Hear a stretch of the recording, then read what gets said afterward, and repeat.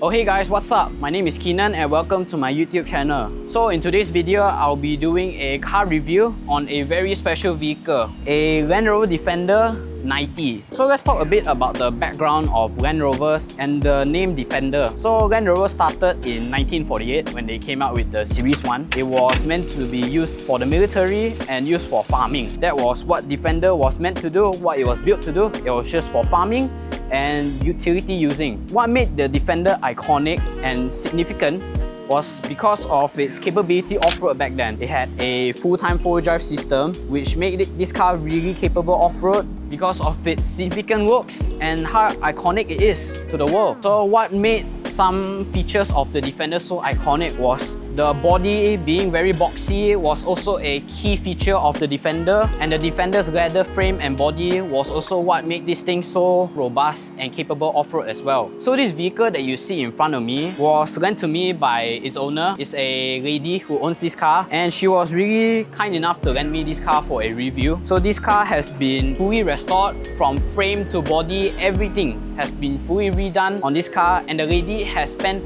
over 200,000 ringgit in today's money to rebuild, repaint everything to make this car, in my opinion, the most perfectly restored Defender I've ever seen. This right here is a custom build done by Defender Enterprise, and it is a replicated model of the original Land Rover Defender Heritage Edition, which marks the very last Defenders.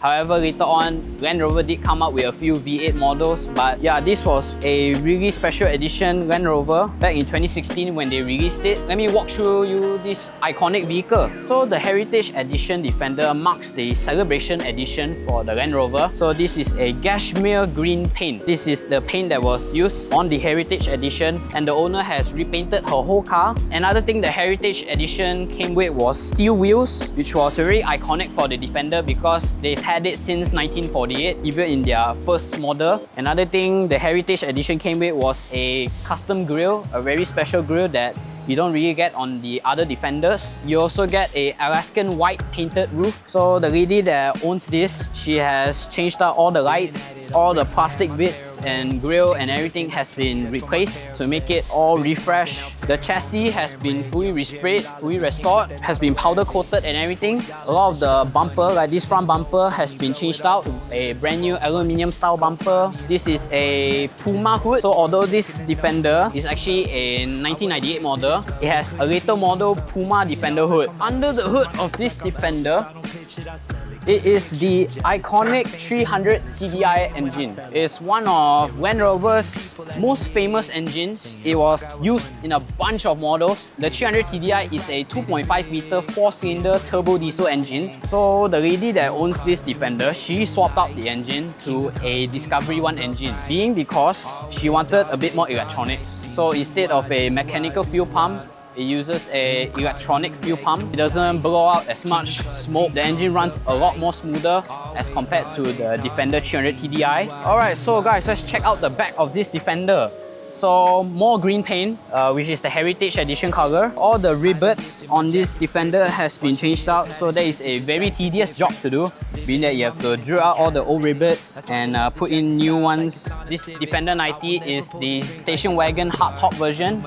So you get this hardtop roof with the famous Alpine windows, which is a very iconic look of the Defender. Even in the newer Defenders today, that you see, they also have these windows. Rear windows, these windows slide out. There's a lock inside. You have to unlock it and slide it out. These are 16-inch steel rims. You got some mud terrains around this vehicle. All these lights, everything has been changed out to match the look of this Defender. The owner really wanted to make this car as authentic as possible and as close to the Heritage Edition. Down here, we got a later model Puma tow hitch tow bar here. This is a step also, so you can get in and get out of the vehicle. And on the side here, there is a sticker that says HUE166, which is the original license plate of the first ever Land Rover, which is a Series 1. They came out in 1948. And this is a Series Land Rover badging as well that was put at the back of this 90 to give it that heritage edition look. The back here, you got a spare tire with a spare mud terrain. These mud flaps have also been changed out. So if you were to look at Defender from behind, the 110s, the mud flaps would be a bit closer inside the body, whereas the 90, the mud flaps is flush with the frame. So that's how you can tell whether it's a 110 or a 90. The inside here, there is the iconic swing out door, which also has been resprayed,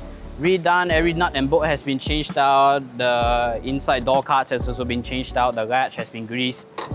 Again, make it as authentic and as restored as possible. At the back here, you got a large boot space and 2 rows of seat, which you can have another additional 4 more passengers. If you wanted, you can store a lot of your camping gear at the back. You can store a lot of your storage stuff. Yeah, that's the back of this Defender. And let's look at the interior. So the interior of this Defender is pretty much fully restored. So besides the fact that there is this really cool keychain, brand new dashboard, which is really old school. The lady, she also put a full sound system in this car. So up in the front, we got 2 speakers, and on the rear roof, next to the Alpine windows, we have another 2 more speakers. She has added a automatic gearbox so that this car is much more comfortable to drive in traffic or when driving long distances. A full AC system, AC and fan system, and it's so cold and it's so nice. Sometimes I need to wear a jacket inside of here. Besides that, we have electric windows. The old Defenders will have the manual roll-up windows. There is also a hill descent control.